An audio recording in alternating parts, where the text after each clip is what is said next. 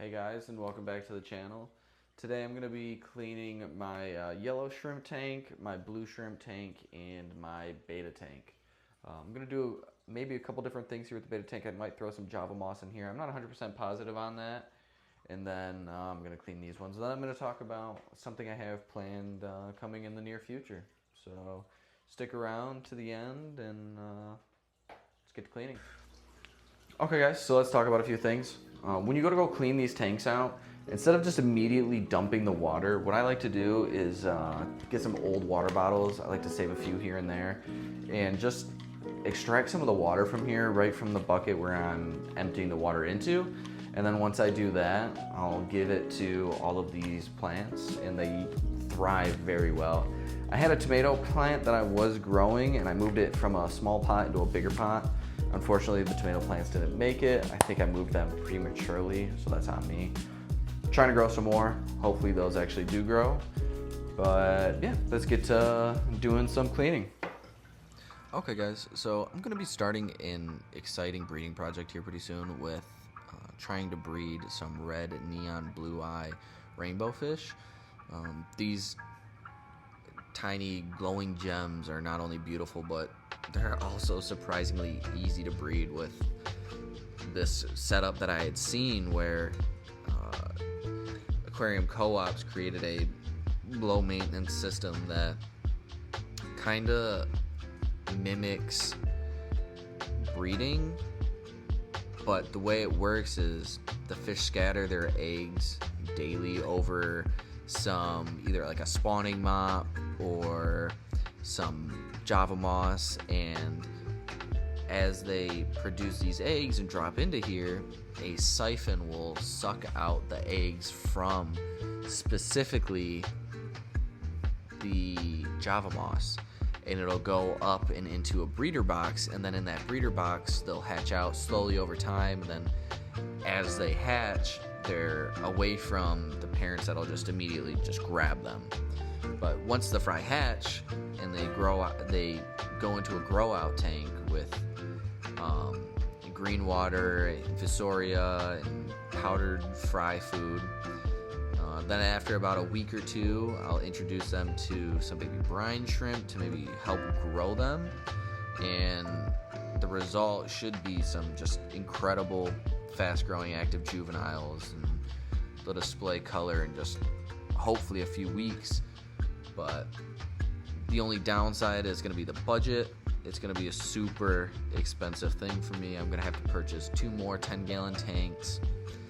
Thankfully, I've got a couple more sponges, some sponge filters. The breeder boxes, I think, are about $20, so I only need one of those. I'll need a new airline hosing and some other stuff. So, yeah. Alright guys, if you watched my recent short that I uploaded, I talked about cleaning your tap water. The great thing about cleaning your tap water is you let out all of the chloramine and chlorine gases from your tap water. This will be beneficial for the growth of literally all of your, I guess, livestock, if you want to say that. So it's as simple as adding in your stability and Seek and Prime, aerating it for about 20 minutes, capping it, putting it away, and then using it when you need to. But I should only need about maybe one of these, maybe 1.5. And we'll just fill them up with water and we'll see where we're at. So the great thing about these two is they're easy to pour. They come with a little handle on them. I had bought this water from, I had bought distilled water from my local grocery store. I had to use it as like a last ditch effort.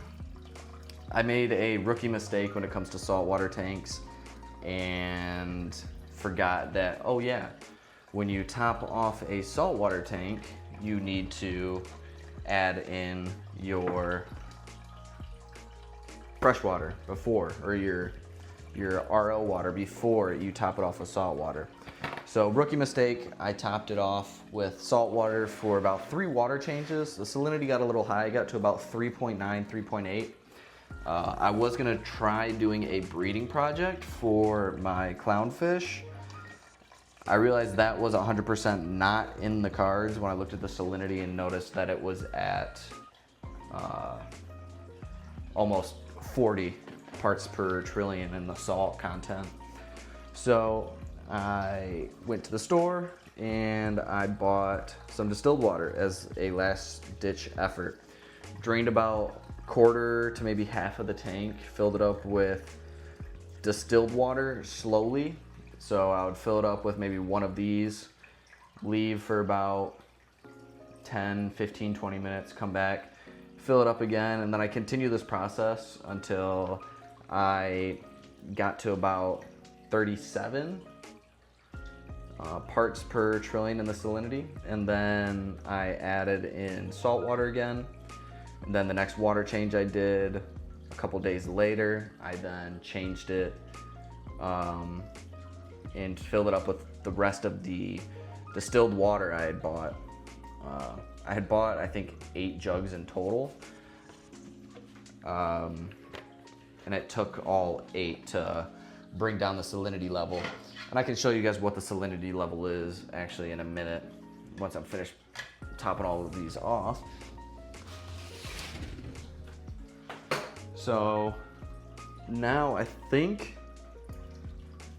I can't obviously fill the tank up with this water. This is tap water, and the tap water in my area is very high in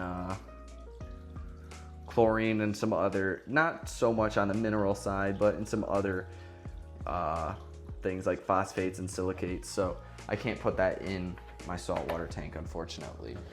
But yeah, here we'll. Okay, so again, at the beginning of the video, I did mention about keeping water bottles for actually saving the dirty water, in a sense, for these tanks. So what I do, again, I grab a water bottle, just dip it in, let it fill up. Then once it's done filling up, okay, it's filled up, put a cap on it, kind of just give it a little shake, put it to the side, and then you could just go around. I like these ones, kind of with this little tip on it. You can then just dribble it on all of your plants. I will tilt the camera up so you can see what I'm doing. So I prefer this tip on these plants, or not on these plants. I prefer this tip on this water bottle because it comes out in drips, so you just can kind of drip it around the soil. Great thing about these plants is they like moist soil but not drowning soil, and they don't like a lot of sunlight too because they're tropical floor plants. Same with the one that I have down here. So again, I'll just grab you guys and then let me change.